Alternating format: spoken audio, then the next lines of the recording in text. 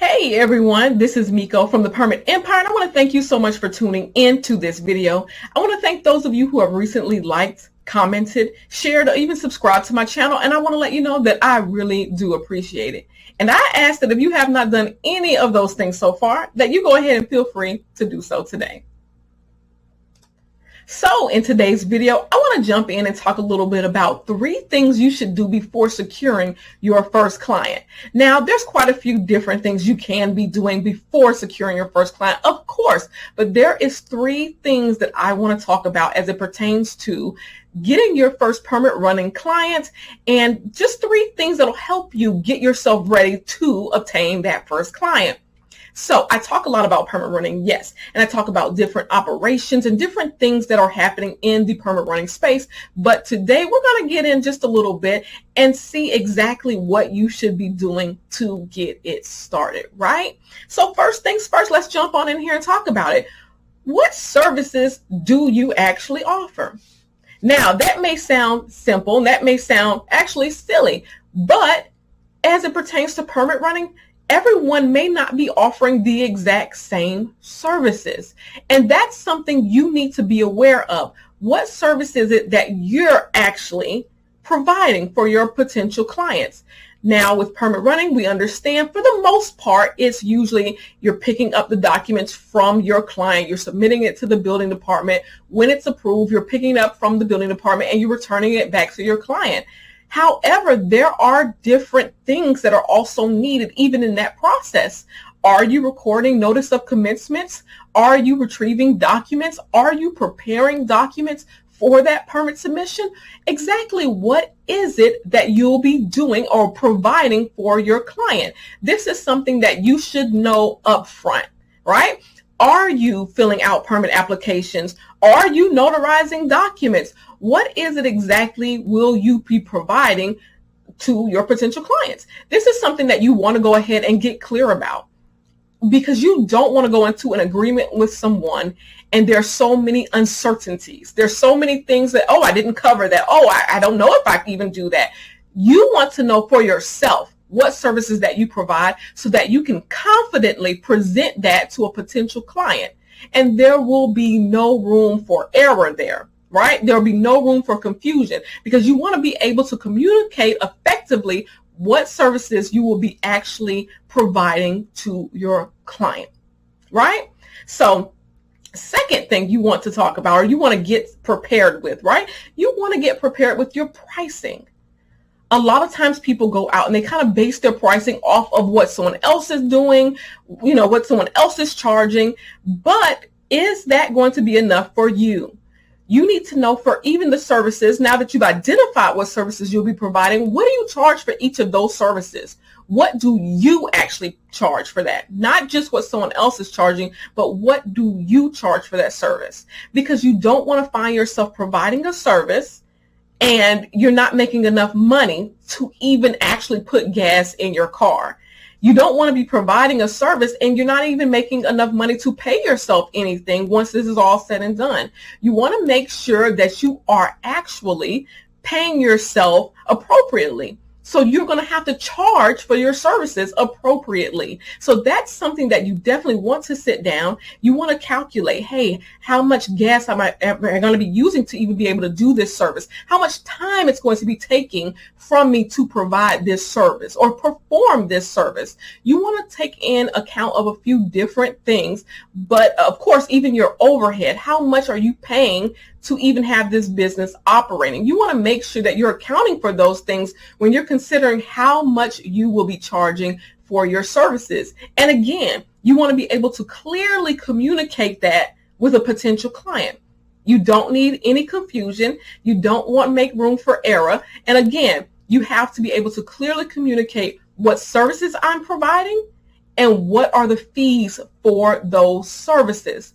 Those are things that you want to have up front, that you want to be able to communicate up front before you actually get into any agreements with a potential client. And with that being said, of course, you should have a marketing plan. Now, of course, you may say that goes without saying. No.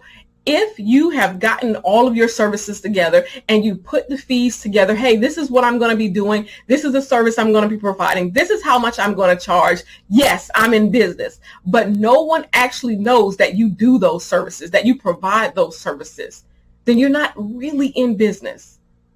A lot of times people want to go and set up their LLC. They want to get their bank accounts. They want to do all of those things, which are really important, which are really, really good. But if no one knows that you're even in business, are you really in business? So you need to sit down and come up with a game plan. How am I going to get the word out about my business? What am I going to be doing? What's the first step I'm going to take? What's the second step I'm going to take? What's the third step I'm going to take? You need to have a game plan for your marketing strategy. And it's not just about saying, hey, well, I'm on social media, so I'll just post to my friends and to my family. Well, they may not need those services from you. They may not actually need permit running services. In a lot of cases, you'll find your friends and your family don't really need that service. But the people who do need your service, are they able to see that you provide that service? So you want to sit down, you want to come up with a marketing game plan. You want to make sure that your business is visible on social media as much as possible. You want to sit down, you want to have a plan for your business. You want to have some type of strategy for your business, because that is actually how you're going to obtain clients, through marketing, by putting yourself out there and people seeing that this is the service that, hey, I need that service. So maybe I'll contact that person or that business who's providing that service. So I want to do a real quick recap.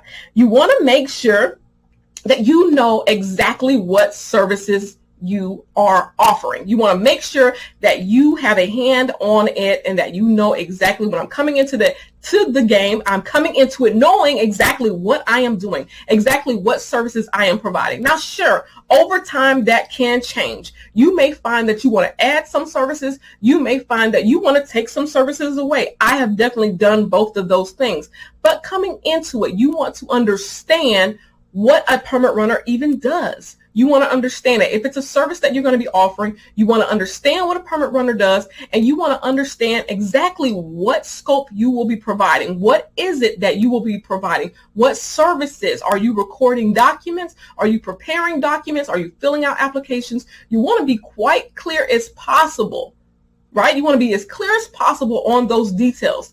You also want to know, yes, how much do you charge? Again, you want to be as clear as possible, because you're going to have to communicate that with a potential client. And just because something, it takes a lot longer than you thought to get this service performed, you can't always come back and just say, well, I need more money. I want more money. It took me X amount of time, so I feel like you should pay me more. Hey, in some cases, you can go back to your client and ask for more. But up front, if you've considered those things, then up front, you may be able to actually, ask for enough that it will cover those different things that happen, different situations that pop up, right? You may be able to cover that. You may have enough, in that charge, that rate that you charge, you may have enough to cover those situations, right?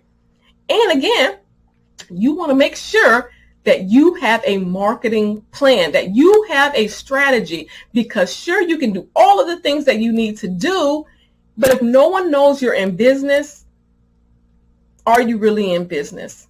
You want to make sure you are putting yourself out there and you're as visible as possible so your potential client. So you want to make sure that you have a marketing strategy in place. So I hope that helps someone out today. If you have any questions, you have any comments, definitely feel free to leave them below. I thank you for your time. I really do appreciate it. And again, I look forward to chit-chatting with you later.